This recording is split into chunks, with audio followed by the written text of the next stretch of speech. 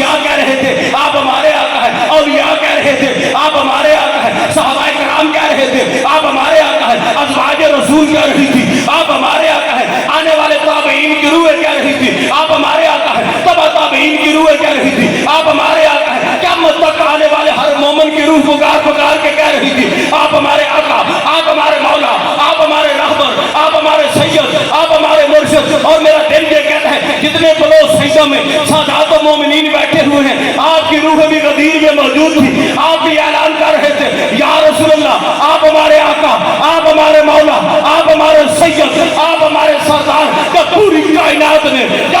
کائنات نے رسول کی صدا پہ لبیک کہا تو اس وقت رسول نے کہا اب آؤ میں تمہیں بتاؤں کون سی بات ہے جو مجھ پر نازل ہوئی ہے، کون سی بات ہے جس پر ایمان لانے والا مومن ہوتا ہے۔ سنو زمانے والوں، اللہ مولا ہی، اللہ میرا مولا ہے، وَأَنَا مَوْلَاكُمْ، اور میں تمہارا مولا ہوں۔ مگر یاد رکھنا علی کے بازو بلند کر کے فرمایا من كنت مولا ہو فہذا علی مولا ہو، کہ جس کا